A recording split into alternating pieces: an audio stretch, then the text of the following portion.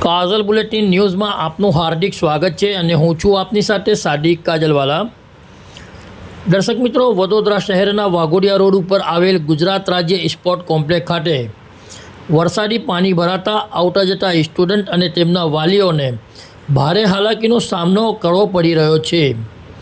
છેલ્લા ઘણા સમયથી વરસાદી પાણીની સમસ્યાથી પીડાતા વાલીઓએ આ અંગે ઓફિસમાં રજૂઆત કરવા પહોંચ્યા ત્યારે ઓફિસમાં કોઈ સ્ટાફ હાજર નહોતો તેવા આક્ષેપો પણ કરવામાં આવ્યા હતા। આ અંગે મીડિયા સમક્ષ વાલીઓએ પોતાની પ્રતિક્રિયા આપી હતી, તે પણ અમે આપ સુધી સમક્ષ રજૂ કરી રહ્યા છીએ। વડોદરાથી સાદિક કાજલવાલાનો ખાસ રિપોર્ટ।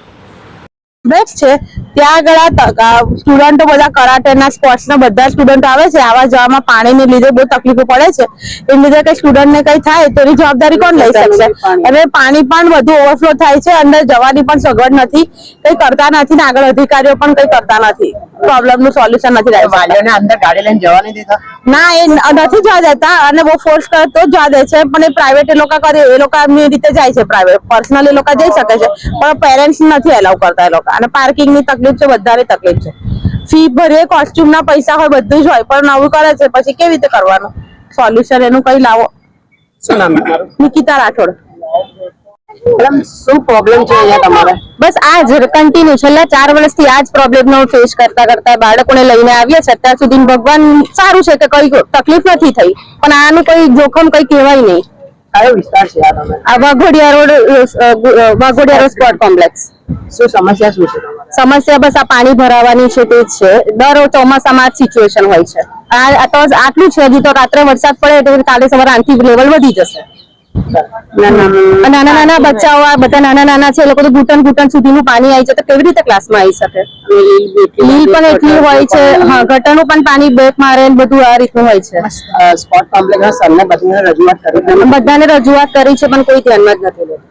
બરાબર, કાલે ઉઠીને કઈ થઈ જશે તમારા છોકરાઓને તો તમે શું એક્શન લેશો?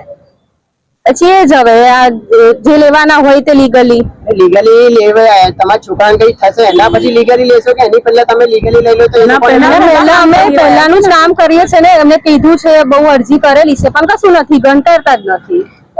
સ્પોર્ટ્સ કોમ્પ્લેક્સમાંથી અને અમે એના પર કામ કર્યું છે, પણ છેલ્લા 3 વર્ષમાં છોકરો વ્હાઇટ બેલ્ટ પરથી બ્રાઉન બેલ્ટ પર આવી ગયો, મને કોઈ અહીં સુવિધા નહીં દેખાઈ। એટલે કાં તો રજૂઆત કાગળ પર છે, કાં તો એ લોકોને સાહેબને ઇન્ટરેસ્ટ નથી, કાં તો કોઈ રજૂઆત સાંભળવા તૈયાર નથી। અમે આપના ચેનલના માધ્યમથી એવું જ કહેવા માંગીશ, રિક્વેસ્ટ એમને કરીશ કે નાના નાના ભૂલકાઓ આવે છે, આપણું ભવિષ્ય છે। મોદી સાહેબ આપણા પ્રધાનમંત્રી 2036ના ઓલિમ્પિકની તૈયારીઓ કરવાની વાત કરે છે, એ બહુ સારી વાત છે, પણ હાલ પૂરતા જે નીચલા અધિકારીઓ છે એમને સમજવું પડશે કે આવી રીતે ઓલિમ્પિકમાં નહીં જવાય આપણા છોકરાઓથી।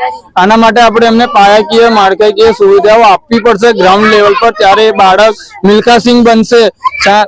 ઘણા બધા એવા મેડલ અપાયા છે ઇન્ડિયામાં, નીરજ ચોપડા, ઘણા બધા છે એવા।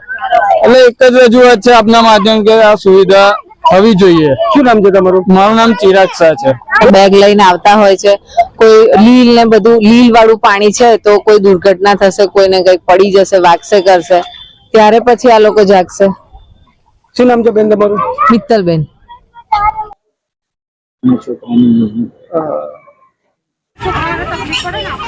અંદર આવીએ ત્યારે બધું પાણી હોય છે। ગયા વખતે બી ખાલી પેલા બધા ઈંટ વાળા પથ્થર હોય ને એ મૂકી દીધેલા, તો પછી એના ઉપરથી બી બેલેન્સ મારે તો પડી જવાય, હલતું હતું। તમે સરને રિક્વેસ્ટ કરી બકા? હા, પર કઈ કહેતા જ નહીં। સરને બી પ્રોબ્લેમ છે, સરને બી પોતે પ્રોબ્લેમ છે, બધા સ્ટાફને થાય છે, पूरा स्टाफ में प्रॉब्लम है। इस वीडियो को लाइक करें, हमारे चैनल को सब्सक्राइब कर बेल आइकन जरूर प्रेस करें